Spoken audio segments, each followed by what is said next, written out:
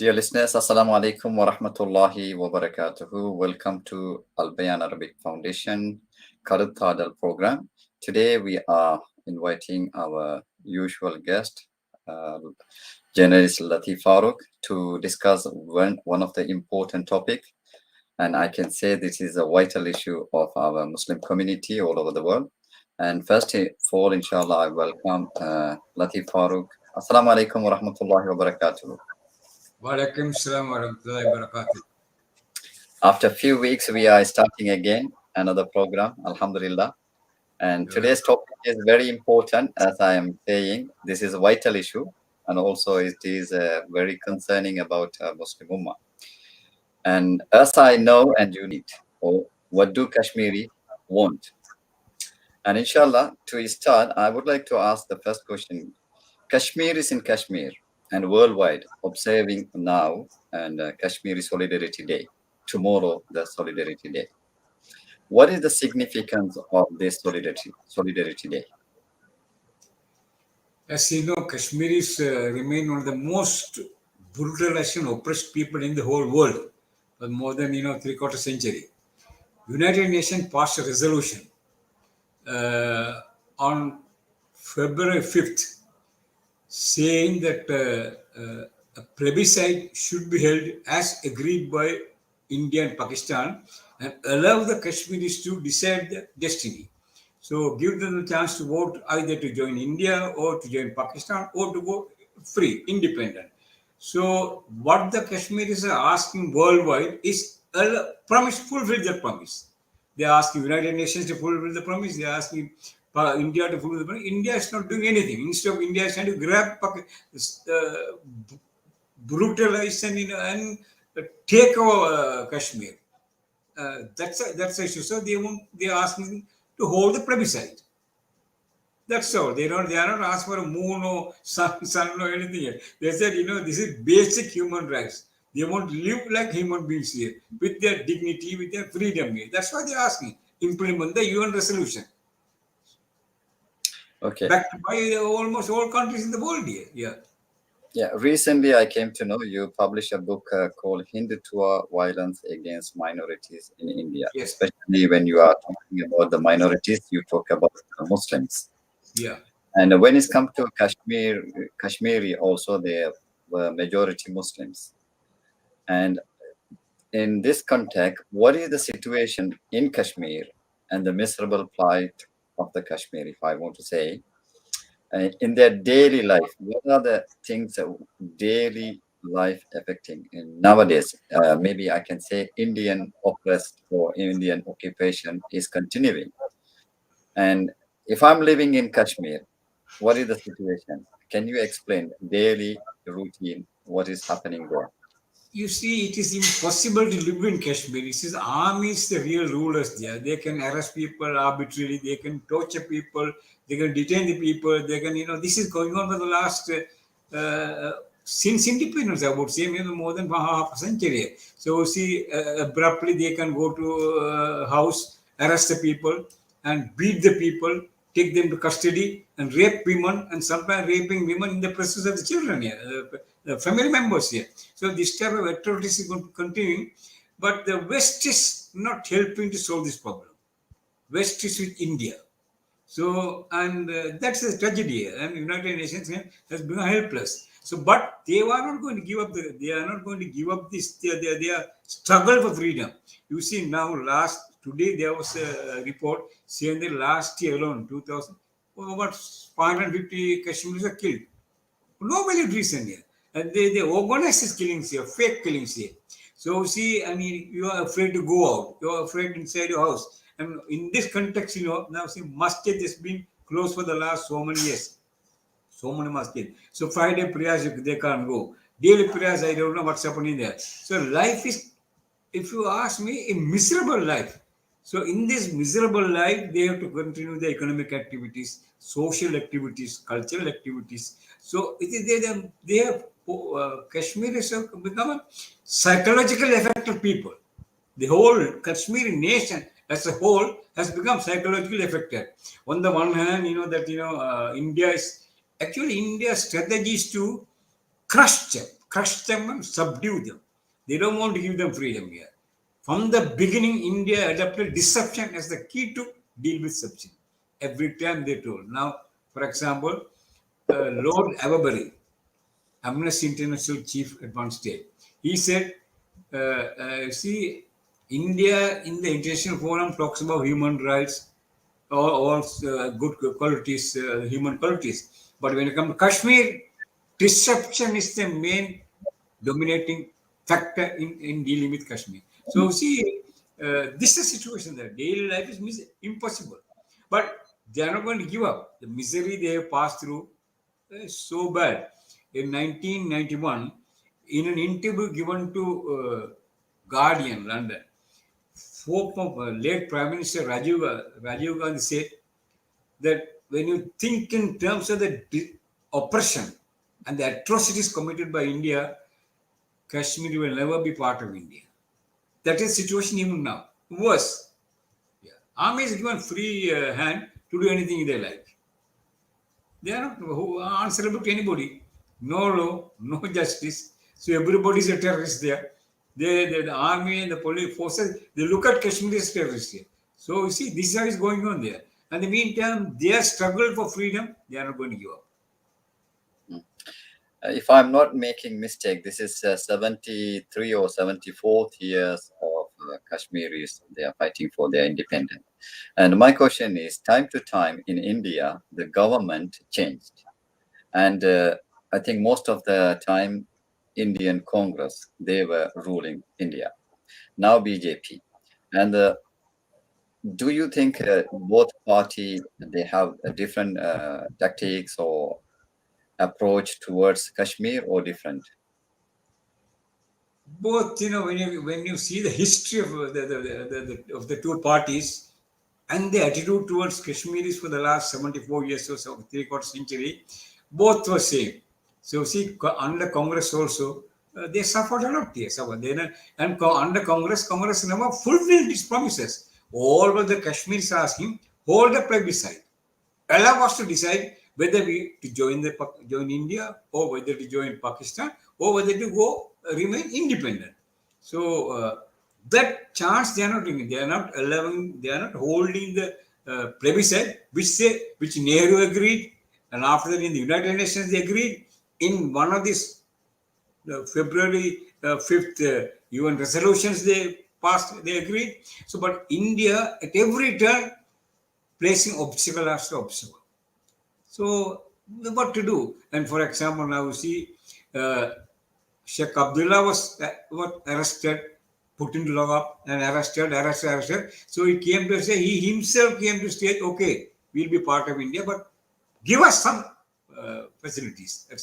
Even that they wouldn't give. But right now, what is happening is the peak of atrocities going on now, right now. Peak.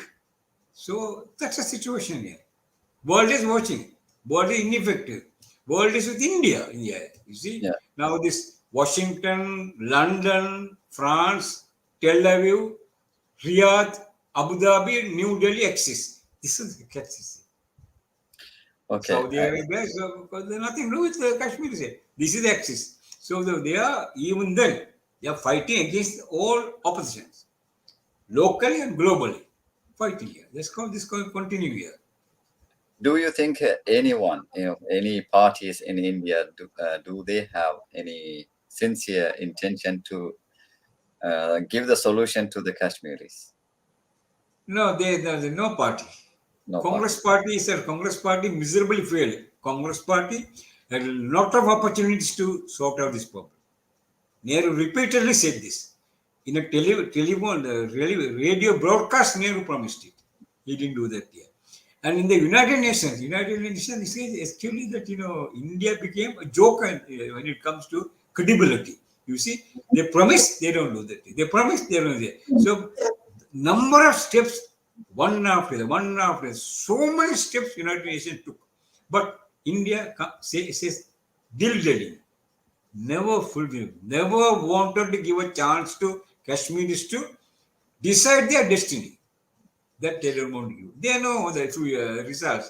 The moment you hold a free and fair election, they will separate themselves from India. So they are not the real. They in advance because of atrocities. Although now the Hindutva atrocities full, unleashed violently by Modi government, but this has been going on for the last 75 years. Really, this has been going on since 1846 when Britain sold for 7.5 million rupees Kashmir to Raja Gulab Singh. From that onwards, atrocities going on here. He was one of the most cruel rulers in the history of this human beings, we can say. Kashmir suffered. They are very peaceful people, very good people, good Muslims. They want to live in peace. But India doesn't allow. Okay, another things I would like to find this one. You mentioned the Washington or London or nobody get interested to solve the problem in Kashmir. And but when it comes to South Sudan, maybe you know that more than me. And the South Sudan Christian people, they were asking a separate country. And within few years' time, the West came together. They separated. They gave the independence. In again, same thing. I think in Indonesia. I think what is the name? Uh, Istimo or something. I forgot the Yeah, name. peace, yeah. Yeah, they gave this independence very simply. Why this is like it took look like a long time, 74 years. Very simply, I can say this is a 2-3 generation. Why we are taking this long to solve the problem? If the Kashmiris were Christian, they would have got the independence. If the Kashmiris were Hindus, they would have got independence. Only because they're Muslims. That is This the was reason. in my heart. This was in my heart. I was asking. Then they have the marginalization or also hypocrisy when it comes to Islam and the Muslims.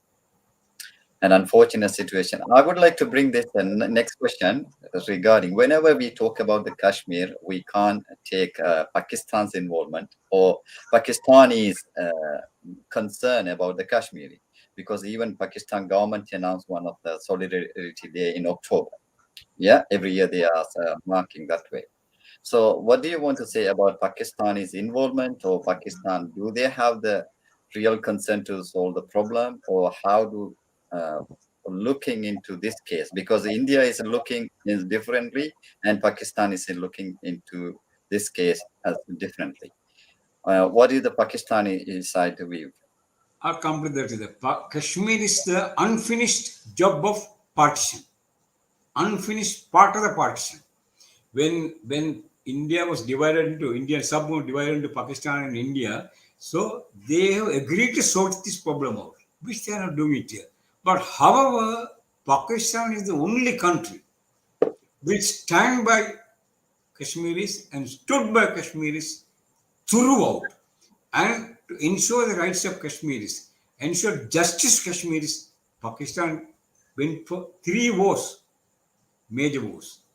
So see, that's the thing here. Yeah. So Pakistan, who is the Pakistani leader that who can say no, we don't want to support Kashmiris? Nobody. Pakistani people, 100%, they are with Kashmiris. What the whole world wants is give Kashmir a chance, as agreed between Nehru and Jinnah, as agreed in the United Nations Security Council, as agreed in so many other, now see so many commissions came, delegations came, Lord Everbury and Bertrand Russell, all top people, all the people came. They all said, give them a chance, which India doesn't want to give. But they know the moment the chance is given, India will lose. Maybe at one stage, if they're done, they would have agreed to stay with India at one stage, maybe during the time of Sheikh Abdul. But now the atrocities committed, barbarity committed by the democratic governments of India, by the Congress or Modi government, Hindutva. It's not Hindutva, it is fascist regime in democratically elected fascist regime what is in India. And the Kashmiri and the Indian atrocities is not recorded. In the Western media, they don't record. But they are with India. India so-called campaign against Islamic terrorism. They are with India. They are with Israelis. So see, Western media, who controls the Western media? Jews control the Western media. So they are in hand in glove with Modi. to do all this trouble because they have their own ulterior motive. But they already destroyed the Middle East. Iraq they destroyed, Libya they destroyed, Syria they destroyed. Next they want to destroy Iran. And together with India, they want to destroy Pakistan finally. That is their final target, destroying Pakistan. Divide. Like they divided Iraq into three. In Iraq into three, that Libya into so many factions, and Syria now is still bleeding. Yemen, Saudis are now destroyed. So here they want to keep them suppressed and then keep them under their control. Like Israel is doing to Palestinians. Yeah. Same policy also. Yeah, when we are looking at Kashmiri issues, and also we can talk when it comes to Sri Lanka also, the region-wise Tamil lived in northern part and also northeast part, and they wanted separate land as Tamil Elam. Yes, and it failed. And what is I am saying here, and I heard, and also many things came in the media. Jammu Kashmir was a deeply rooted, what is called conspiracy to change the demography of the territory in Kashmir. And can you point out something about how do planning to change the demography of the Kashmir? Prime Minister Modi's government is in league with the Israelis. The Israelis behind so many attitudes. Now, recently, about 3 to 4 days ago, in the Kashmiri media survey, there was an article, one top Kashmiri fellow saying, Kashmiri policy is framed and done by Israelis. Same policy. What they are doing there? But they don't give any Palestinians any right there, crushing them here, crushing them. Here they are doing the same thing. But now the new system after the Article 370 was removed and Kashmir was annexed by Modi government. What they are doing, demography they are changing. They want to colonize the area with Hindus, which the process already started. You see that now recently about 290 acres they took near in Kashmir, in Srinagar. Like that they think maybe that now 1914, 1905, Israel is only 4%, Jews are only 4% in Palestine. But now nearly 5-6 million here. Like that, things may over a period, they can keep on suppressed. They can colonize the area with the Hindus and convert into a Hindu majority area and absorb it. But times have changed. I don't think, Modi. What is Modi? Modi's background is known. Modi is not a democratic man. He is not a man, a law-abiding man. He committed genocide on Gujarati Muslims. And he was declared persona non grata by every country. But now, it was showing the vexing hypocrisy. Did they say, no, he's not a good man. He's a man who committed genocide. We don't want to deal with him. No, they didn't say that. They are against them. But the Modi's agenda suits their agenda. So this is what I mean. The ulterior motive is to colonize the place with Hindus, make them majority, finish the Kashmir issue. So it will be a very, it's an impossible task. 1905 and 1948 is not 2022. Yeah. And I would like to ask this one because 2-3 times you pointed Israeli involvement and Zionist Yes. involvement. And I would like to ask the impact of Israeli and India ties and how much it is effect on Kashmir issue. Well, in Cape? Kashmir, especially on Kashmir issue, the Yeah. Israel and the India ties, how much is affecting? Very strong. Very strong. Very strong. Because every time last couple of years, when Modi unleashed violence against, they used pellets. And these pellets were used by, they either supplied by or used by Israelis here. Israelis took part in the oppression of Kashmiris. There was the very respectable journalist called Robert Fisk. About a year before he died, he wrote a nice article about Israel in Kashmir. How Israel is guiding India to do what they want in Kashmir. But they have an idea. Final idea is to destroy Pakistan, divide Pakistan into two. So this is the Israeli motive here. So now, right now, Israelis and India. I'm sorry, Israelis and BJP hand in glove in killing Muslims, suppressing Muslims. They are hand in glove. Are they? Did you ever see any negative story about BJP atrocities on Indian Muslims? Not much. They don't see in the Western papers here. So that they can't write here about it. They project him as a man, okay, but people are suffering in India. They don't say that here. You see, how do you live in a country where a Muslim girl working for the defense in Delhi kidnapped and that 52 times stabbed, and I can't describe more, and even a breast was chopped and taken off. Gangra prayer is this country. Now, recently, about a month ago, some Hindu priests, they call them priests, they are all thugs and hooligans here, murderers here, murderous thugs. They said there should be genocide of 20 million Muslims. Can you believe it? But what has the Indian government done? Nothing. What has the Muslim government done? Muslim governments have gone bankrupt. There is no Muslim world as such. France, Britain, India are ruling the Muslim countries with dictators, tyrants. Yeah. Now, for example, you see that Saudi Arabia, the land of Islam, there the rulers are very comfortable with RSS, very comfortable with the Israelis here. And you see Abu Dhabi. Abu Dhabi run by whom? RSS fellows here. You see, the people don't talk here, but everybody speaks about it individually. They won't talk about it. They won't write about it here. Now I tell you, let's go. This is the situation here. So, but people in India, they begin to see this. We must be very careful in thinking about these Hindus and Hindutva, RSS and BJP ideology has nothing to do with Hinduism. There is nowhere in Hinduism which says go and kill Muslims, go and kill the low caste, go and kill the Christian. No, nowhere near. This is a fascist ideology.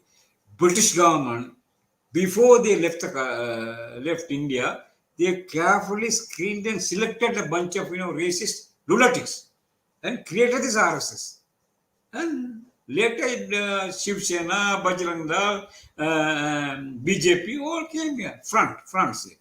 Atrocities committed towards Muslims, Christians, and Dalit in India. How can you call this a democratic country? So Kashmir is a part of that here. Kashmir, they will never allow Kashmir to suppress. Never allow Kashmir to come up in life here. Yes, our title was today, what do Kashmir want? And when you are discussing and India and ruling party and opposition party and the party ruled from the beginning to now, and they don't have any interest to solve the problem. At the same time, you were mentioning about United Nations, and the same time you mentioned if the Kashmiris are Hindus or the what do we call it, the Yes, Christian of course, yeah. Christians. problem was solved and they got the independence. So here I would like to ask again. You mentioned the Muslim countries like Dubai and Saudi Arabia, and in the bigger picture, Organization of Islamic Countries (OIC) and Kashmir issue, and normally they said OIC, Organization of Islamic Countries, and also Muslims all over the world. They are concerning about Muslims in Sri Lanka, but what about the concern about Kashmir? Can you explain to us? About the OIC, about the Muslims here. OIC and with the Kashmir issue. The OIC is an organization of all Muslim countries. It's a paper tiger. It's in the paper now. There was a time, they used to meet in Casablanca, pass a resolution about Jerusalem and say, okay, we want the international community to solve the problem, and they go back to and give their life here. But right now, this Saudi government OIC is under Saudi government. It is based in Jeddah here. But Saudi government is a pro-American, pro-Israeli, pro-BJP government. They have nothing to do with Islam. You see, they want to eliminate Islam from there. So that's what, did they ever take up this Kashmir issue? Now, see the number of people, Indians employed in the Gulf states. One statement from them saying that stop persecution of Muslims in Kashmir. Otherwise, we'll send all the Indians back. Modi will come to his sense. But they won't do. Now, right now, the Hindu population in Gulf, they run the economy very strong economically. They make an unmake things. They are very strong economy. Now, for example, from UAE alone, 38 to 40 billion dollar remittance going to India every year. If one message from them saying that don't stop, persecuting Kashmiris, treat them well, then they'll get the message. But they don't get they won't say that here. The Arabs are basically tyrants now. They don't represent the people. They have nothing with Islam. Now, for example, all Arab countries, including Saudi, Abu Dhabi, Egypt, their main enemy is what? Islam. Brotherhood. Saudi Arabia banned brotherhood long ago. Egypt, all brotherhood fellows, most of them are top leaders are in jail. Some of them are killed. And Dubai, Abu Dhabi, they don't know where they are going there. See, how can they antagonize in a huge country like Iran? Iran is their neighbor. So a good friendly ties with neighbor will save a lot of money from it. Can they fight Iran? No. But the problem is, see, they are not. They are all got into the American, British, Israeli satellite now. The entire Muslim, the Middle East is now ruled by these three countries: America, Britain, France, and Israel. See. So only their job is tighten Islam, put them in jail. So that is under in this environment we can't expect OIC. OIC is to do anything towards Kashmir state. For the meantime, Kashmir, despite all the sufferings, all the atrocities, they have not given up their cause. And it is likely they will not give up. It's continue. Political situation will change. We don't know how it changes. Huh? Middle East things can change in Middle East also. Middle East is a volcano awaiting to erupt as it erupted during this Arab Spring. You go and talk to talk to Egyptian, talk to Abu Dhabi, talk to Dubai people here. People, I'm talking about people off the record, they will tell you what they feel about it. But they can't talk. They talk means they in jail. So they won't live out of jail here. So Now, things will change. OIC can't do anything now. Even United Nations can't do anything. United Nations like OIC under Saudi control, UN is under American control and Israeli control. yeah, So this they is the can't do anything. This fight will continue, atrocities continue. Colonization of Kashmir also continue yeah. under the existing circumstances. Yes, as United Nations, it was one of my questions, but you mentioned several times they can't do anything regarding the Kashmir issue because they never wanted to do in the past. They will never do in the future also. And now the question I'm going to do this way. And we all are Muslim, and we believe normally Quran and Sunnah. That is guidance for us. And always we saw our former scholars, former I think Muslims. They were people they accounting the rulers when they do some mistakes. But now even the child can see these rulers are puppet. These rulers are doing completely against Islamic teachings, and but we can't see major scholars raising their voice in public, recounting the rulers, especially when it's come to Palestine issue, when it's come to the Kashmir issue. There were the time, but now everybody's silence. I would like to give you one example. Recently, one of the famous scholar, and maybe you came to know the name, Mufti Menk, and he went to Kashmir, and the Kashmiri Indian supported Muslim politician's son's wedding, and the photo came after, and he was defending his position to visit and engaging in this wedding. But the many people were writing comments. You were sold out alim. The reason we know what is happening in Kashmir. So if you go there, you are as a scholar, you are part of the problem. And my question is now, What do you think about the scholars and their role to get the freedom for Kashmir in the past and the present? Do the scholars are involving in the raising voice or the raising awareness? Hizbullah. No, the Islamic scholars. Islamic scholars, they are raising their voice. Always you see a scholar is a very peaceful man. Scholar is a very peaceful man. Always. They are not like the tyrants who are arresting people, locking them, torturing them, killing them, like the dictators. You see, if in Saudi Arabia, how many scholars are in jail? How many are tortured? How many are killed? So see, when they are trying to speak out, even then, risking their lives, they are speaking out. Like that in India also, there are Muslims openly speaking out. They are speaking openly speaking out here. But always you must remember, India, not all Hindus are with this the Hindutva lunatics here, right? Hindutva fascists here. But you see, there are millions of Hindus. They are against this here.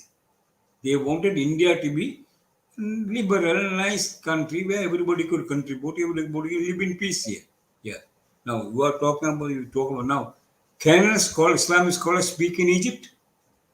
60,000 people, top scholars, they are in jail. Can a scholar speak in Saudi Arabia, land of Islam?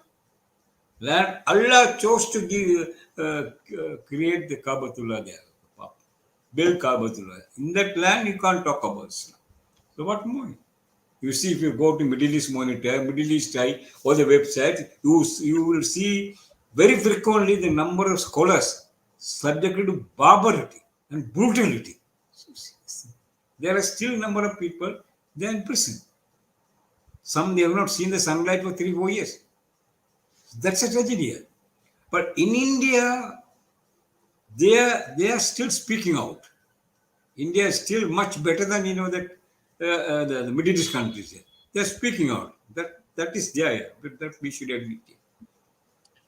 Okay, I would But like in to. India also, I have a feeling things should change, but people are fed up with this. The killing Muslim, killing Christians. Yeah. Yeah. And at the beginning, we started, what do Kashmiri want? You pointed out Kashmiri wanted a referendum. Yeah. But this is not going to happen. And before the referendum, there should be a dialogue.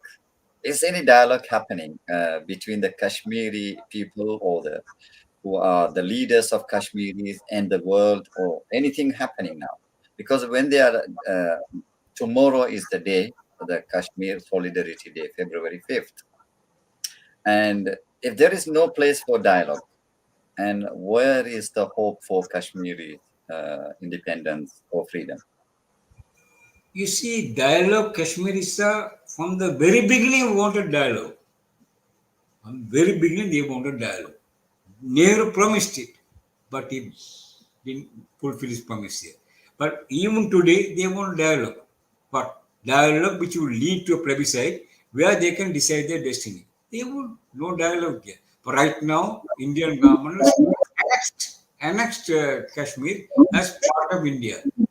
Can this happen? And after annexing, see what's happened in Kashmir. The same struggle continues here. Same killing continues here. Every day, more and more suppressive measures here. And it is very difficult. But despite all this oppression, killing, torture, murder, rape, everything, yet they are struggling. This will continue. They only wanted human dignity, want to live a decent life with dignity, with their rights here, which is their the birthright here. They don't give it here. India doesn't want to give it here. Yeah. Finally, I want a few things from you this way. And what is the way forward as a Muslim community worldwide, what they can do, and also humanity, all world humanity, what they can do for Kashmiris? Two ways I'm looking. The humanity, what they can do to, because way forward, because we can't say only the atrocities happening. What is the way forward for them? What is the solution for them? You see, the only institution which can do something is United Nations. But United Nations controlled by big powers. Powers are aligned with India. So right now, Kashmir is passing through the worst, one of the worst periods in the history of their struggle here. So unless some changes take place, for example, in the next election, if Modi is defeated, a new government comes, even then I don't know whether they will cancel this 370 articles. 370. So see, but unless Kashmiris are given their rights and they restore their dignity, they will continue to fight. So world will be a unstable place here, like Palestinians here. These are two important issues, burning issues, which is just kept on the side here. Nobody won't do anything here. And the Muslim countries, they won't do anything. Muslim countries have all their own. Please America, please Britain, please France, please Russia, and the dictator won't survive. Like in Egypt, like in Abu Dhabi, like in Saudi Arabia. You see, $100 billion worth of arms Saudi Arabia signed with America. For what? Whom are they going to fight? In Saudi Arabia, there are people without houses. Come and see, like Kashmir or Palestinian or other Muslim countries, $100 billion. What and what things you can do? But they want to please the Americans. Weapons in industry they want to please. They got the commission here. And again keep the commission in America and enjoy life. So this is unless this group is wiped out, it is the time is almost up now because people are, you go to Morocco, go to India, Tunisia, or go to Algeria, you go to Libya. Libya, of course, they finished off the rich country. Egypt is a volcano. It can erupt any moment here. $60 billion who Egypt is spending on what? Importing arms. Where the Egyptian per capita daily income is $3. What is the use of it? Are they going? Is Egypt going to fight Israel? No. So why do you want to spend so much money? So these dictates are the big market for weapons manufacturers. So this chaotic situation, it is unlikely Kashmiris will see their dream fulfilled in the near future, unless the geopolitical situation changes. Yeah, which is likely. Inshallah. And as we know, we believe, Rasul sallallahu alaihi wasallam mentioned, "Man lam yahtamma bi umur al-muslimina falaysa minna." Whoever not concerned about the Muslims, he is not among us.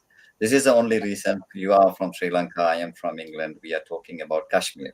And what is the reason? Because we are following and the Quran and the Sunnah. So we have the concern about the Muslim all over the world. So when it's come to Kashmir, 74, 75 years atrocities, we can't just forget. And because normally we see the sky every day. So we don't appreciate the beauty of the sky, or that's what is called the built of the sky. We don't appreciate because every day we see. This is the way some people every day when they see the calamity, atrocities, they compromise their values. As a Muslim, we can't compromise the values because Okay.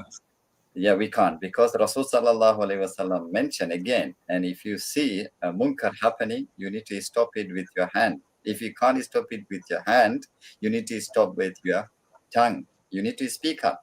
You need to side with the people who are oppressed, not the oppressors.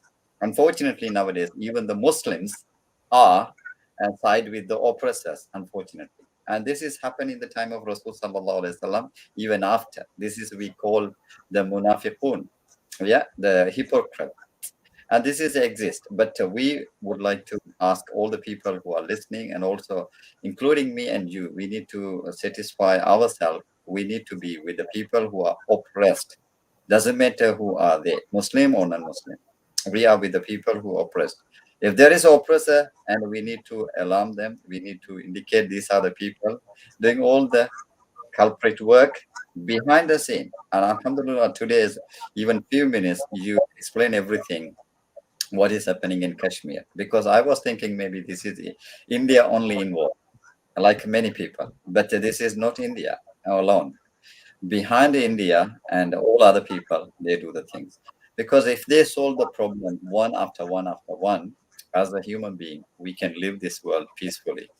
Unfortunately, nowadays, what we are seeing, witnessing in Sri Lanka also, and not the happy news, because a few years Tamil and Sinhalese uh, problem, 30 years, and even before, so many times the erupted so many violence against the Muslim and minorities. Again, now we can see, and this is continue. So we need to be side with the good people and also with the right thing, with the truth. And final words regarding this Kashmir issue, if you are raising, yeah, One you thing can. I want to tell you that you said that Muslims worldwide, Muslims, I'm talking the people, they are with Kashmir. Yes, Muslim tyrants who are ruling are with the West and the Indian oppressor, I would say. yes, People, worldwide Muslims, they are with it. And also the Kashmir oppression did not start in 19 after the partition. Partition is the unfinished job. But it started in 1846 under Raja Gulab Singh when British sold India to Kashmir to Raja Gulab Singh 7.5 million. He started the atrocities. And his atrocities almost equal to what is happening now. yeah, So and Kashmiris are used to it here. More than yeah. 1.5 century, 150, 50 to 170 years. They're struggling. Yeah. Yeah. Finally, I wonder from you, what is the message you're going to give to those people who are listening, the Kashmiris, maybe from all over the world? What is the message you want to give to them? This is a Kashmiri cause. It's not a sort of an injustice. It's a justice cause. Just they are fighting for their justice. For fighting for dignity. Fighting for their rights. So any respect a man who respects himself, respect his justice, respects dignity, should support Kashmiris. This Jazakumullah khairan. that there need not be Muslims here. Yes, Muslim and non-Muslims here. When it comes to justice, if there is injustice to Christians, injustice to Hindus, we Muslims should fight. inshallah. That's how I Yeah. be. Injustice. Yeah. Alhamdulillah, dear brothers and sisters. Today, Alhamdulillah, we had a very good topic. This is a vital issue of our Muslim Ummah. What do Kashmiris want? And this regards, we had so many questions regarding this. There are so many obstacles to get the freedom or the referendum for Kashmiri people. And Brother Lateef Farook, senior journalist and the author, and he explained everything. And I would like to encourage if anybody watching this one, please share this video, because tomorrow is the day, 5th February, Kashmir Solidarity Day. So please, inshallah, be with the people who are oppressed, because this is your religious duty and also social duty too.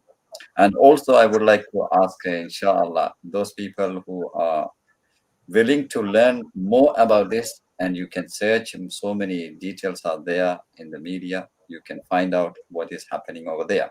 Another thing, Brother Lateef Farook recently wrote the book called Hindutva Violence Against Minorities in India.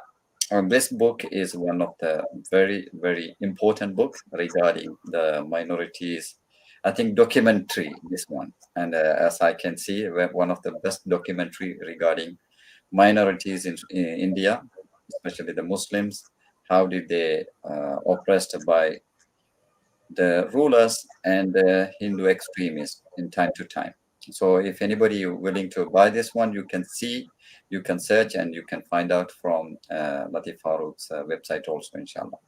So today we will conclude this program now, and inshallah we will see you soon. Inshallah, we're going to do continue program and short program and a long program in Tamil and English, inshallah, soon. And until now, inshallah, we will meet again. Assalamu alaikum wa rahmatullahi wa barakatuhu. Brother Lateef Farouk, once again, thank you very much for your valuable thoughts, and thank you very much for bringing this issue on time, because so many people are involving now, so many things. But Alhamdulillah, you remember these things should be spoke on that day. Alhamdulillah, we did it. Inshallah, tomorrow is the day, and we will share this video clip with other community also, inshallah. Jazakumullah khairan once again. Assalamu alaikum wa rahmatullahi wa barakatuh.